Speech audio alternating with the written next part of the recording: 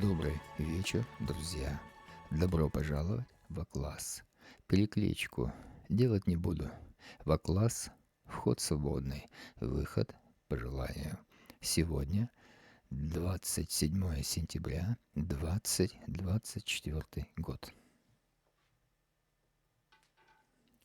Это видеотрансляция на моем канале Рулетка и мы Сердце Лайф.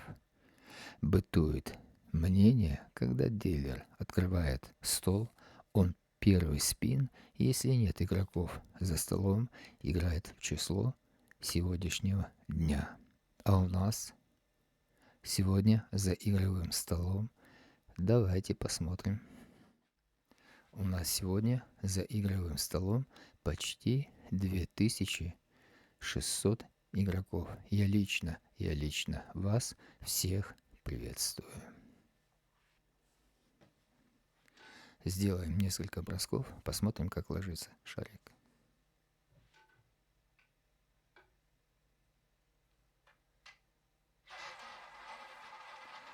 Это была открытая рука. Ставок больше нет, и вы уже ничего поменять не сможете. Номер 15.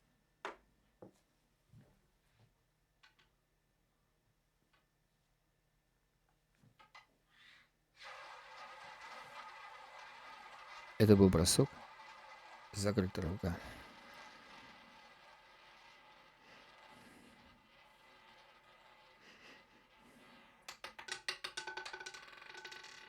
Номер 21.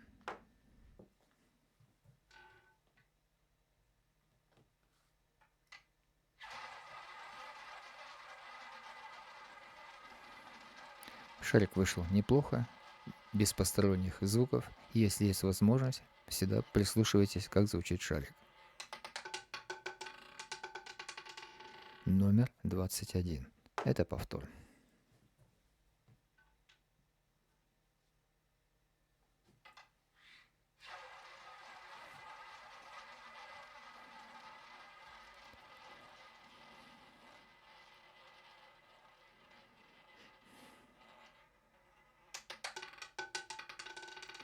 Ну, великолепно. Шарик остановился в номере 27. А так как у нас сегодня 27 сентября, пусть он так и лежит. А сейчас давайте посмотрим домашнее задание.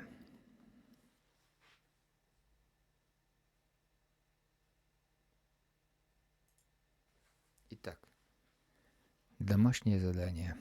Спин от zero, правая открытая рука, скорость шарика 1100 км в час, диск неподвижен. Где остановится шарик?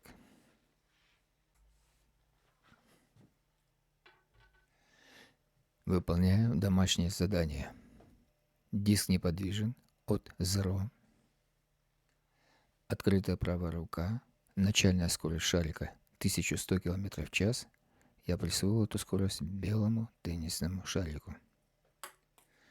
Где остановится шарик? Давайте посмотрим.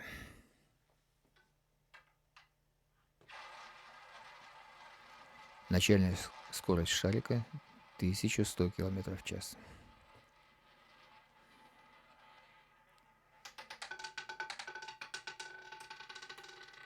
Шарик остановился в номере 28.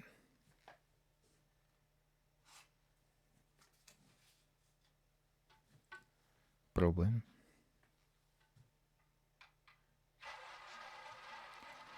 Начальная скорость была у шарика 1100 км в час.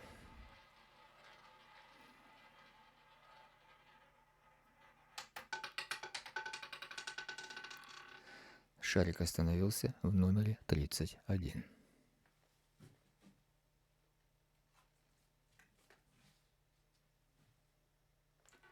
Пробуем.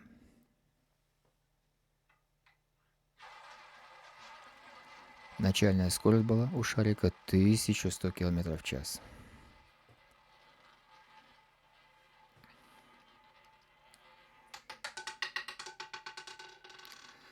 шарик остановился в номере 14.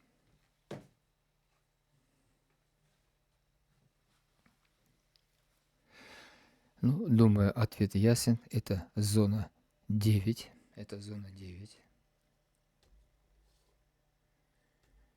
И играли бы мы, если бы мы играли тремя соседями, то мы бы сыграли 22, 1, 12. 22, 1, 12. Это оптимальная ставка. Три соседа, 15 номеров. Как раз они входят. Эти выбывшие номера входят в зону 9, три соседа. Давайте я вам покажу эти три соседа. Еще раз напомню.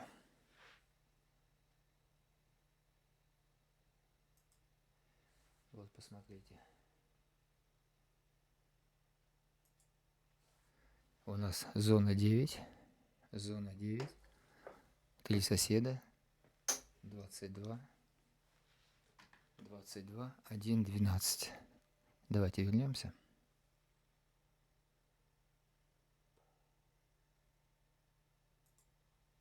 Так, давайте я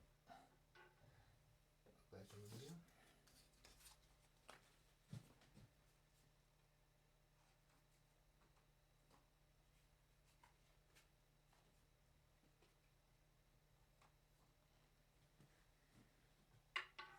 Так. Давайте сейчас посмотрим фото. Да, посмотрим фото прошлого эфира. Первая практика, когда шарик остановился в зоне 11. Я напомню вам.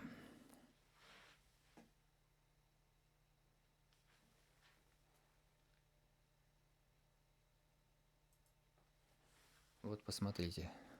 Шарик у нас остановился в зоне 11. Что получается? Что у нас получается?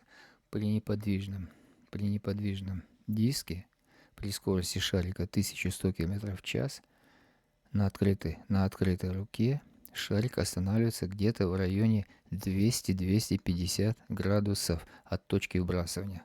Еще раз показываю. 200-250 градусов, это будет как раз где-то вот здесь. Либо здесь. Если это 180, это 200, это 270. Либо, или в эту сторону. Это 200 от 0 до 9 270 градусов. У нас здесь было где-то здесь. Поэтому где-то 200-250 градусов останавливается шарик от точки вбрасывания. А вот теперь, друзья, давайте сделаем несколько бросков. Также открытая, но только левая рука при скорости шарика 1100 км в час. И где остановится шарик? Еще раз. Сейчас будет бросок левой рукой. Поправил немножко тут микрофон. Левой рукой.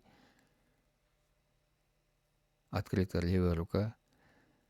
Начальная скорость 1100 км в час. И посмотрим, где он будет останавливаться.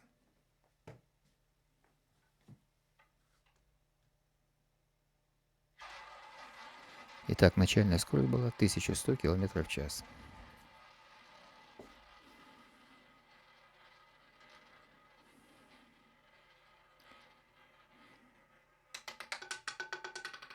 Ну, к сожалению, шарик ударился, такое бывает, резко пошел назад. Давайте еще раз.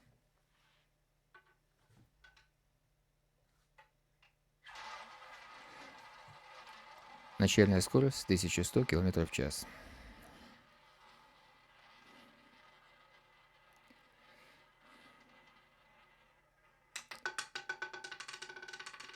Шарик остановился в номер 4.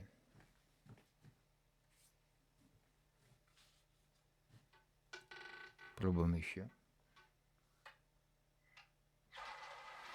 Итак, начальная скорость 1100 км в час.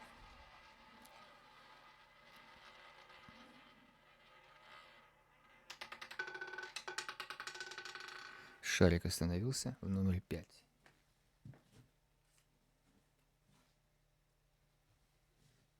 Пробуем еще.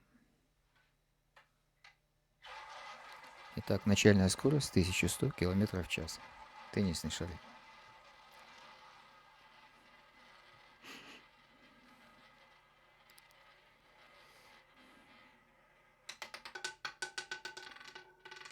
И шарик остановился в номере 21.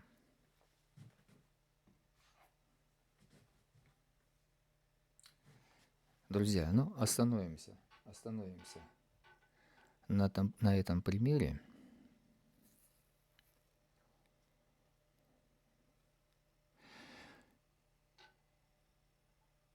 Для чего? Для чего я так подробно вам рассказываю и показываю именно на неподвижном диске с одинаковой скоростью 1100 км в час открытой рукой левая рука и открытой рукой правая рука.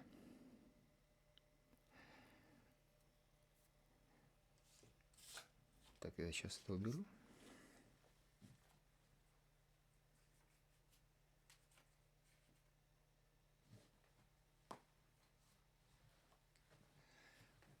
Что у нас получается? Это очень-очень-очень важно. На одной и той же скорости, давайте посмотрим. На одной и той же скорости, в данном случае это была скорость 1100 км в час, я показывал вам теннисный шарик. И еще раз напоминаю, в дальнейшем, при игре, когда я буду показывать теннисный шарик белого цвета, это будет 1100 км в час. А у меня тут еще и для вас есть подарочек. Посмотрите. Тут много шариков. Это тоже скорости. Но об этом в следующем эфире. Так вот, на этой скорости при неподвижном диске, я подчеркиваю, это очень важно. Вы прямо вот всматриваетесь в каждую мысль. При неподвижном диске отклонение шарика возможны, скажем так, либо он не доходит до назначенного места при броске дилера, лишь чуть-чуть перекатывается. То есть отклонение шарика очевидно от точки вбрасывания. Почему это происходит? Вот как бы мы сейчас рассмотрели эти примеры. Почему так происходит, что при одной и той же скорости диска у меня есть поставлены броски, и я понимал, что я запускал скорость 1100 км в час.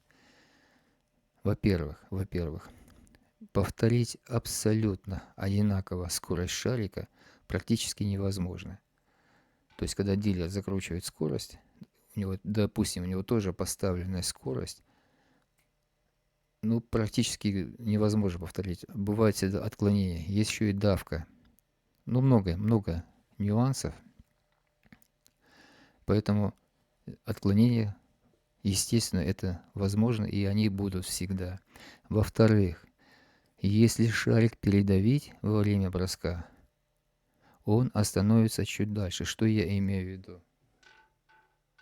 То есть, вот я мягко запустил, а вот я запустил посильнее. И вот эта давка тоже определяет остановку от точки вбрасывания в ту или другую сторону.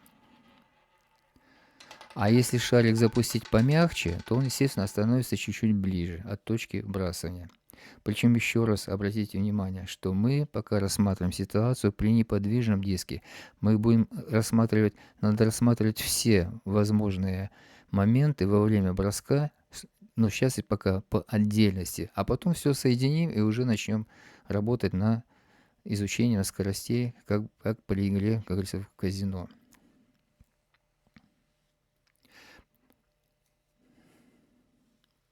Итак, давайте так, заключение. Техника броска, в случае, если дилер достаточно хорошо владеет этим искусством, а иначе это не назовешь, позволяет дилеру компенсировать недокрученный диск или шарик, или наоборот, перекрученный диск или шарик таким образом, чтобы шарик остановился в задуманном номере или в задуманном секторе. Каждый дилер стремится владеть тонкостью броска.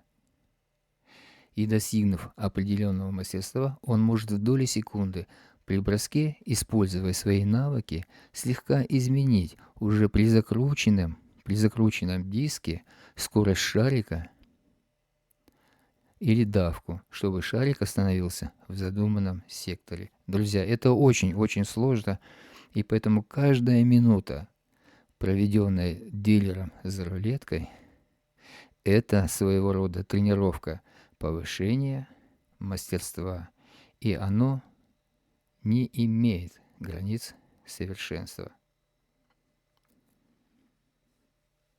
Друзья, показывать одну скорость 1100 км в час без сравнения с другими скоростями,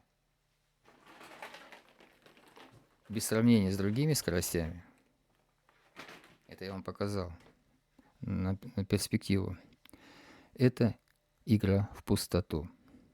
Поэтому со следующих практических занятиях скоростей будет для сравнения больше. Я вам показал сейчас, сколько там шариков. Я думаю, мы идем правильно пути, в правильном направлении. Еще раз, друзья, обратите внимание на информацию дальнейшую. Рассказывая о рулетке, о естественных процессах, заключенных не всегда в видимое, начиная от начала броска, и когда шарик останавливается, информация будет неполной, если в практических занятиях не затронуть немаловажную часть в нашей повседневной жизни. Я имею в виду психологию. Надеюсь, вы это понимаете. Давайте я вам включу небольшое видео.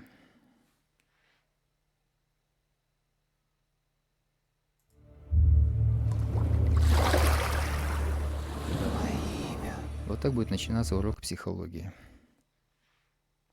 Называется он будет «Во имя». И откроем мы первое занятие по психологии с темой «Жизнь». Человек родился, включается секундомер жизни. Подарок этот миг, рождение крик, и путь открыт. В дальнейшем именно ваш выбор ежесекундно показывает, как лакмусовая бумажка.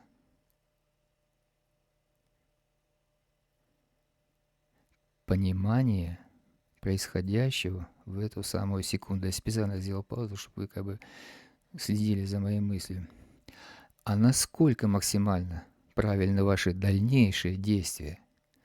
Причем, даже если вы ничего не делаете, это тоже действие. Хотим мы этого или нет, без нашего желания, именно наш внутренний мир созерцает и запоминает происходящее на уровне памяти. Память блуждает непокорно, непокорность, величие ее. Это небольшие отрывки из моих стихотворений. Любое действие имеет свою глубину или, если хотите, высоту. И именно ваше восприятие, которое приводит к действию или равнодушию, показывает, насколько вы высоки духовно в нашем бренном мире. Но к чему это я?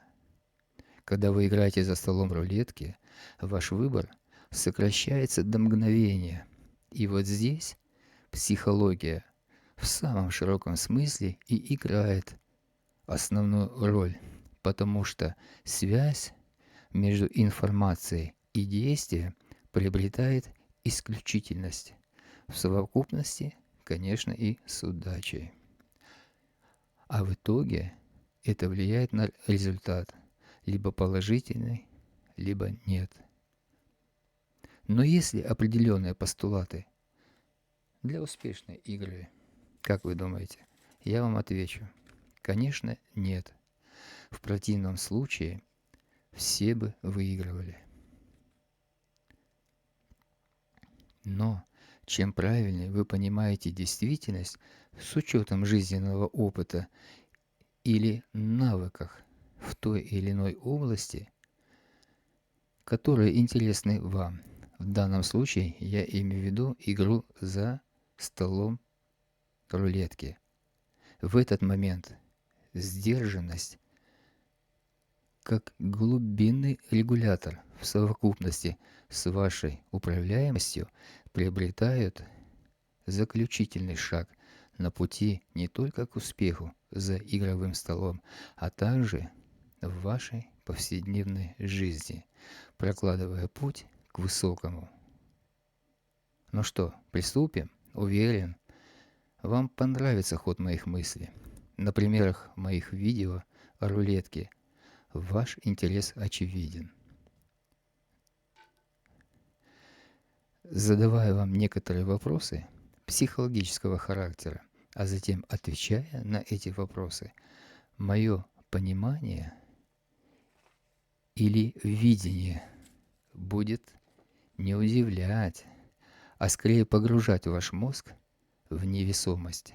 Но именно это состояние и будет способствовать более продвинутой форме воспитания в вас устойчивости и быстрому принятию решения. Но как понять, кто есть кто? И твое мировоззрение действительно высоко и заслуживает. Нет, не оценку.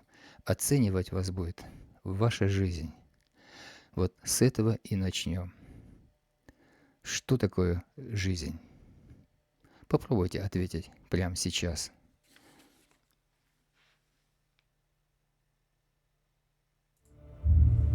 Допустим.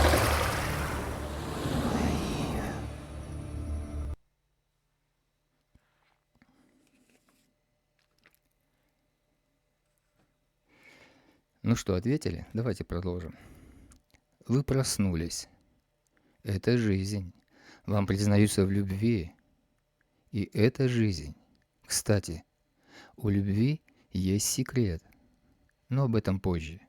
Вы в кругу друзей. Это тоже жизнь.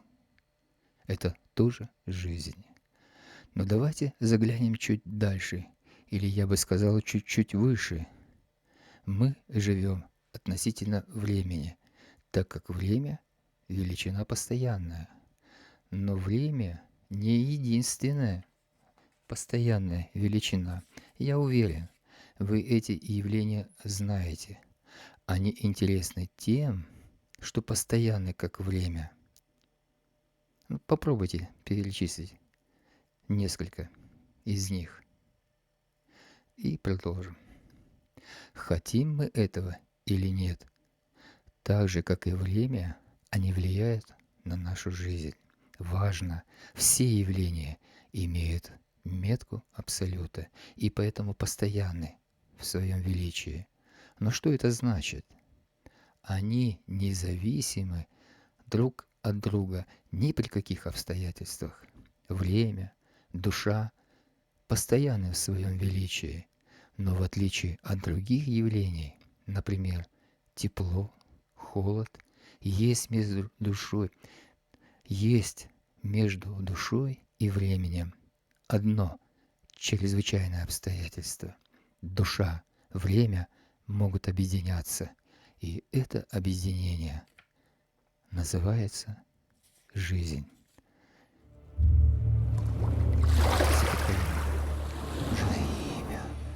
Забыть историю Вселенной. Причина есть. Страдать душой. Эта боль невыносима. Она пройдет в момент рождения. Здесь время есть. Они соединяются на время, и путь открыт обратно ко Вселенной. Друзья, в дальнейшем в практических занятиях будем разбирать, конечно же, и скорости диска, и скорости шарика. Также, во-вторых, в разделе «Во имя» поговорим о психологии. Также я буду публиковать и обсуждать интересные, на мой взгляд, ваши комментарии. Если посмотреть со стороны, в классе получается весьма содержательная программа. Напоминаю, в класс вход свободный.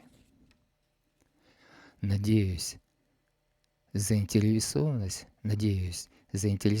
к практическим занятиям будет как бы не со стороны, как бы между прочим.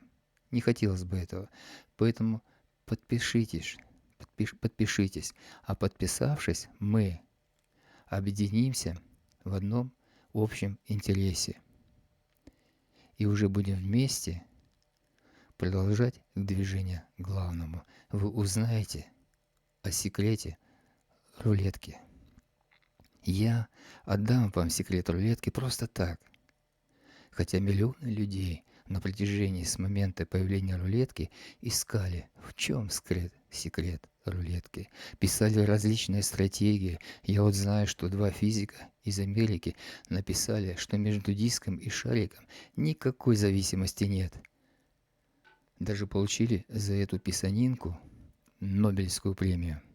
Я вам докажу, что зависимость есть. И в практических занятиях покажу, как это работает, определив по скорости диска и шарика еще в момент броска дилером, где остановится шарик и почему именно в этом номере или в этом секторе. Впервые в истории именно на моем канале и именно от Сердце Лайф вы узнаете секрет рулетки. Друзья, это будет исторический момент. Еще раз напоминаю, в следующих практических занятиях скоростей будет больше. Подписывайтесь на мой канал, чтобы не пропустить самое интересное. Еще раз, подписывайтесь на мой канал, чтобы не пропустить самое интересное. Ну что ж, на сегодня, я думаю, мы закончим. Еще раз спасибо, что мы были вместе, и до новых встреч.